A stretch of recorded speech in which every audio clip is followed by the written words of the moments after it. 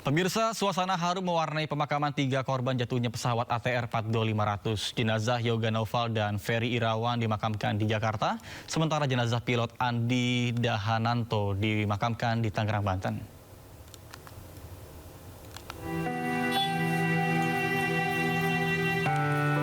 Suasana duka menyelimuti tempat pemakaman umum Malaka, Durensawit, Jakarta Timur saat jenazah pegawai Kementerian Kelautan dan Perikanan Yoga Naufal dimakamkan pada Minggu siang.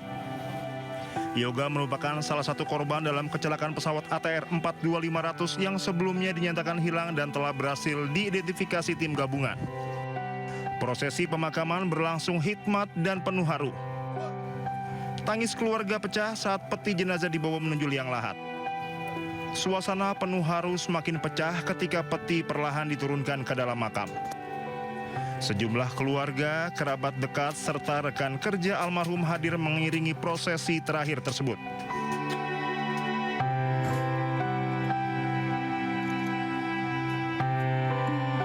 Sementara jenazah Ferry Irawan, pegawai Kementerian Kelautan dan Perikanan, dimakamkan di TPU Pondok Rangon, Cipayung, Jakarta Timur. Ferry Irawan menjadi korban kecelakaan pesawat ATR 42500 yang jatuh di Gunung Bulu Saraung, Sulawesi Selatan. Pemakaman dilakukan dengan upacara kedinasan. Sejumlah petugas KKP berseragam membawa peti jenazah almarhum ke tempat pemakaman. Kesedihan menyelimuti prosesi pemakaman saat salah satu anak almarhum mengumandangkan azan setelah peti jenazah dimasukkan ke liang lahat. Penghormatan terakhir bagi almarhum dilakukan seluruh petugas KKP, keluarga, serta kerabat yang hadir di pemakaman.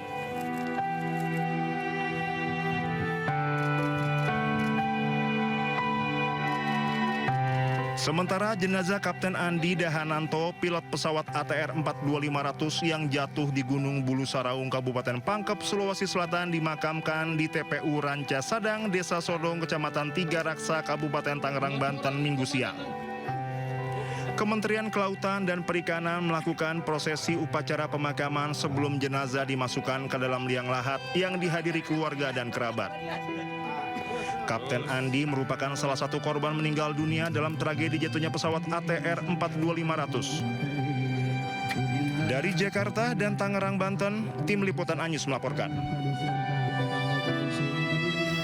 Pemirsa, diduga kelelahan Menteri Kelautan dan Perikanan Sakti Wahyu Trenggono pingsan saat memimpin upacara penghormatan 3 jenazah korban pesawat ATR 42500 yang jatuh di Kabupaten Maros, Sulawesi Selatan. Jakarta, 25 Januari 2026.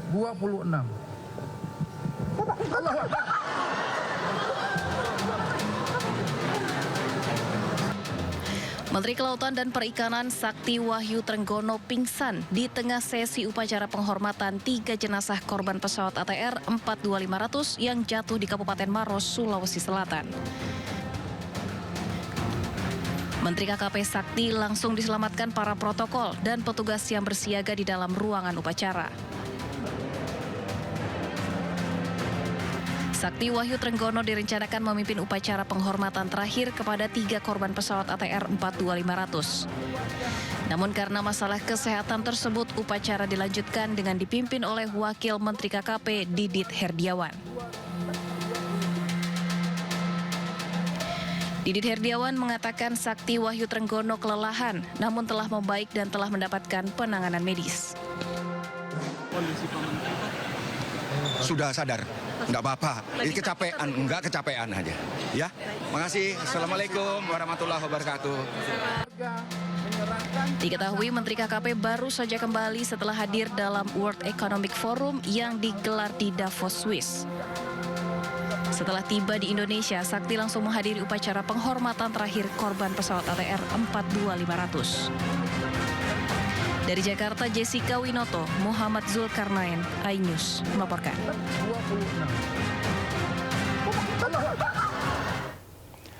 Pemirsa, kedatangan jenazah korban pesawat ATR 42500 asal Klaten, Jawa Tengah diwarnai isak tangis istri dan keluarga almarhum. Sebelum dibawa ke rumah duka, jenazah terlebih dahulu disolatkan di masjid desa setempat.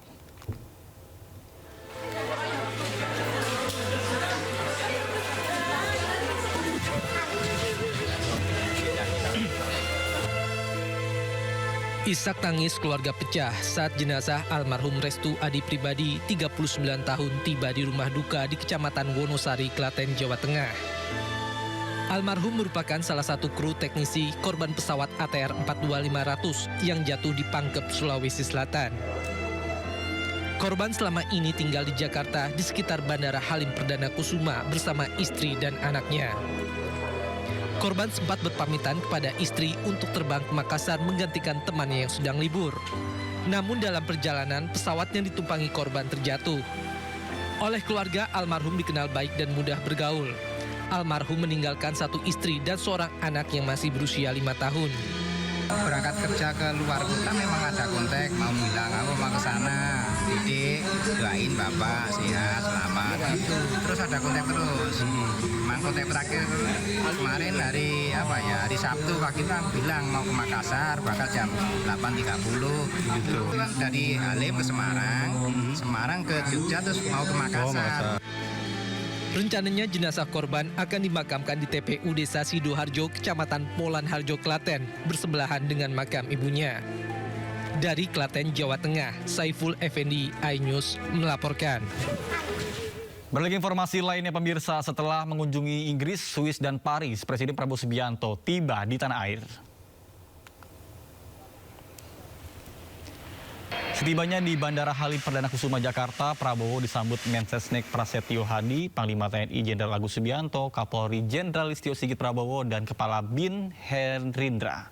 Sebelumnya Prabowo telah menjalani sejumlah agenda strategis, diantaranya ke Inggris untuk bertemu dengan PM Keir Starmer dan juga Raja Charles III. Dalam kunjungan tersebut, pemerintah Inggris sepakat berinvestasi 90 triliun rupiah untuk penguatan di bidang maritim dengan memproduksi 1.500 lebih kapal nelayan di Indonesia hingga program pertukaran dosen. Sebelumnya Prabowo mengunjungi Davos, Swiss hingga menghasilkan kesepakatan jika Indonesia bergabung dalam Board of Peace atau Dewan Perdamaian untuk mendukung upaya menyelesaikan konflik di Gaza. Ketua Komisi 3 DPR RI Habibur Rahman memandang perkara kasus penetapan tersangka terhadap Hogi Minaya perlu dilihat secara adil dan tidak semata-mata membaca pasal, tetapi juga mempertimbangkan hati nurani dan konteks peristiwa.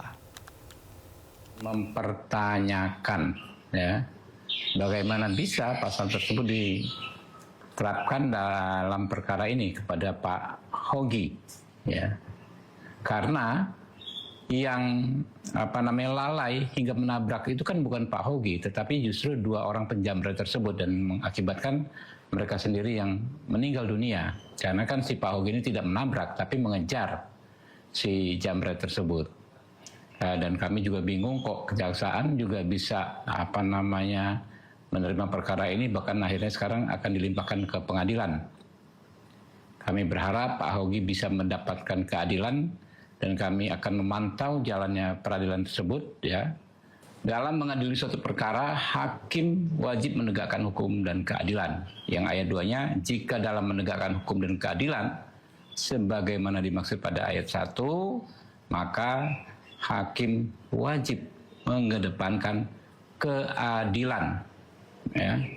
Jadi nanti tanggal 28 Januari, hari Rabu, kami akan memanggil Kapolres Sleman, Kajati Sleman, ya, dan Pak Hogi beserta kuasa hukumnya untuk mencari solusi dalam kasus ini. Ya, kami ingin Pak Hogi mendapatkan keadilan dan kami ingin juga masyarakat tenang. Jangan sampai kalau nanti ada terjadi penjamretan, masyarakat tidak mau mengejar si penjamret yang lari menggunakan motor. Khawatir kalau si jamretnya nabrak, ya, atau celaka, ya, maka masyarakat yang akan disalahkan.